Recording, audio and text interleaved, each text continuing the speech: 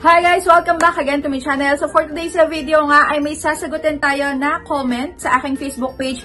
At sabi niya dito ay pa-review po si May Pera kasi sabi nila buo daw matatanggap. Ayan, totoo po ba? Lagi po ako nanonood sa vlogs mo. Ayan, salamat po Ma'am Eliza. So for today's video nga, ayan, titingnan ulit natin at re-reviewin ulit natin yung dati ay na-review ko na. So, last year yata yun. At ngayon, syempre gagawin natin ng update itong si May Pera dahil hindi nga doon ito kailangan ng payslip. Ayan, walang proof of income. Sobrang daming IDs ang pwede dito. Legit installments daw at ang pinaka tinatanong nga ay buo nga ba talagang matatanggap ang ilo-loan dito. Pero syempre kung bago ka pa lang dito sa aking YouTube channel ay huwag mo kalimutan mag-subscribe at pindutin mo na din yung notification bell para lagi ka maging updated sa mga next uploads ko. At congratulations nga pala sa mga napasama sa aking community spotlight. Ayan, kapag nakita nyo yung username nyo dyan, ay i-comment nyo na yan at i-PM nyo na ako sa Facebook page ko para maklaim nyo na nga yung prize nyo. Ayan, mapapasama din kayo sa aking community spotlight pag lagi kayong active at syempre huwag nyo kalimutang mag-comment. So, ito na nga yung una kong video about kay May Pera. Ayan, 100,000 pesos. At, ayan, tama, 1 year ago nga pala itong video ko at 6 months to pay daw. So, ngayon nga ay nag-open ulit ako ng account ko sa kanila dahil parang nabura ko na yata yung account ko dito. So, kung kayo na-experience nyo na mag-apply dito sa May Pera, ayan, comment down below kung ano yung mga na-experience nyo sa kanila dahil matagal na nga nag-ooperate to.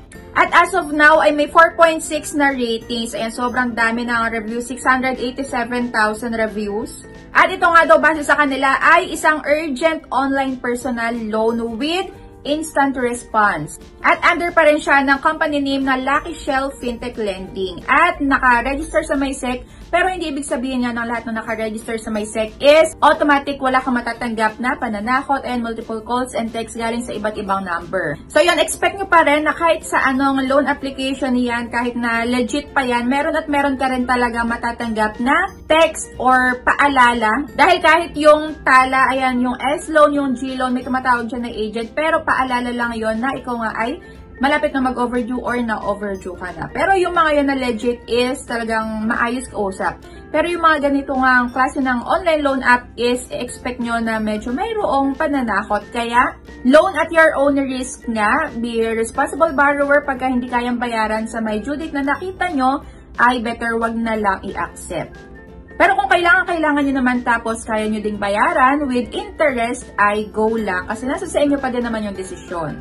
So, ito nga yung loan details nila. Ayon sa kanilang loan application, 1,000 to 100,000 pesos ang pwedeng i-loan. At ang loan term is 120 to 180 days. At yung sabi nila na buong makukuha, well, hindi ko sure pero baka ngayon buo nga. Dati kasi hindi siya buong matatanggap. Dahil meron nga siyang one-time service fee na 10%. So yun, ang mga pwedeng mag-loan is 18 years old pataas, may government-issued ID at valid phone number. So syempre, kaka-update nga lang pala nitong January 16, 2025. At ito ay na-release noong October 27, 2022 pa. O, diba? Sobrang tagal na. So ito nga yung personal information na sasagutan if ever na ikaw nga ay bago pa lang ulit.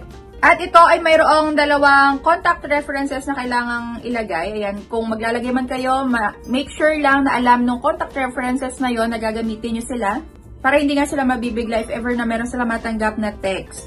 At next naman sa may job information, ayan, industry, company name, yung phone number naman nung company ay optional lang. So ito naman kinagandahan, okay lang kahit hindi mo ilagay yung phone number nung company na pinapasukan mo. So, ayan, payday, monthly income, at gano'n ka na dyan katagal. So, ayan, marami ding pamimilian sa may job information. So, kung ito, kayo ay baguhan pa lang, yan yung mga pwede. At dito naman sa ID type, madami nga siyang pamimilian. Same pa din naman. Merong mga recommended gaya ng PRC, SSS, UMID, at passport. So, yung mga yun daw ay may higher chance at higher credit na ibibigay agad, kahit na first-time user. So, sa mga options naman, National ID, Drivers, Postal, PhilHealth, Teen, Voters ID. Kaso nga lang dito ay mabusisi sila sa may pag-picture. Kailangan malinaw talaga at readable yung mga nakalagay na information, pati na din sa may face recognition. So yun, lagay mo lang yung identity verification and sa may receiving account, lagay mo lang dyan yung account number mo. At dito, pwede nga ang GCash, Maya, GrabPay at yung mga bank. So ayan, 100,000 pesos nga pala ang nakalagay sa kanilang homepage. At the same pa rin naman, ayun, hindi naman nabago ang kanilang term 120 to 180 days. Same pa din sa kanilang loan application. So eto na nga po, ang pinaka-loan details. So ayun, yung 100,000 pesos, siguro pagka naka 100 times ka ng loan sa kanila, no pala marireach. Pero ayun nga, meron dito 95% approval within, meron silang countdown dito, di ba? At ang loan terms, the same pa din 125 days, pero fake news nga na ito ay 125 days dahil sa unang pagbabayad mo ay 7 days lang talaga. At yung marireceive mo nga is 1,000 pesos. So, chinek ko nga ang kanilang loan agreement, kung tama ba yung mga nakalagay dito. So, meron silang loan interest rate na 1%, meron silang service fee na 190, at account management na 250 pesos. So, yung interest is 10 pesos. So, yung hindi lang tugma dito ay yung 125 days. So, hindi. Ito ay 7 days lang din. Kaya, kung kaya nyo namang bayaran on or before 7 days ay i-push nyo. Pero, kung hindi naman ay, ayun, pili na lang kayo ng ibang ma-applyan. Kagaya nga nung Tala, ayan, bill is S-Loan, Maya, Easy Credit. Yun nga lang, medyo matagal yung pag-approve doon. Pero, sobrang maaasahan pagka na-approvehan kayo. So, ang pinaka-pumapatak dito na interest or lahat-lahat na madadagdag sa may loan mo na 1,000 pesos is 450 pesos. So, ay nasa sa inyo pa din yung decision kung mag-apply kayo dito or hindi. Pero, marami nga din ditong na nag-grant nga online at dun sa kanilang pinaka-application dahil dito meron talaga sila daw natatanggap na pananakot pa din. At base nga dito sa may, ayan, comment, dun sa may unang video ko, at Marina Cabalhin, ayan, 1 year ago, sabi niya is, good morning, opo, mabilis po ang process. Na-try ko po, pero yung first and second loan ko po is 7 days pa din. At ang payment, hindi naman totoo na 120 days. At hindi din buong matatanggap dahil sa mga processing fee. So, dapat ma-watch government ang terms of payment nila. Ayan, grabe, hindi mo pa nga hindi mo pa nga napakinabangan, mag-pay ka na agad.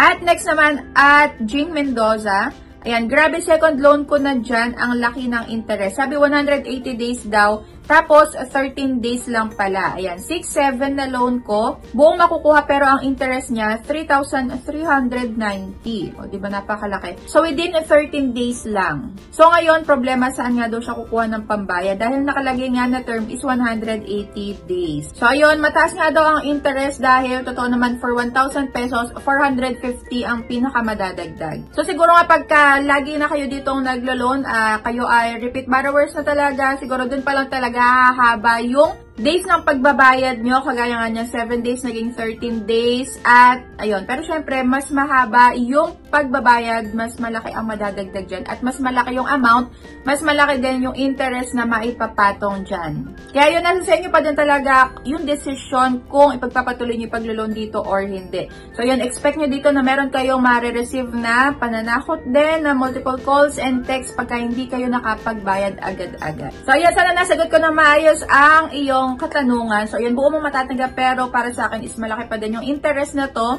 for a short period of days nga lang na pagbabayad. Kaya yun, mag-decide ka kung kaya mong bayaran sa may days na yon, then i-push mo pero pagka hindi naman is wag na. Lalo na kung ikaw ay takot sa mga pananakot online. So, ayan, ingatan ng mental health. Kung hindi kayang bayaran is wag nang ipagpatuloy. So, ayan na, thank you for watching and see you on my next vlog. Bye!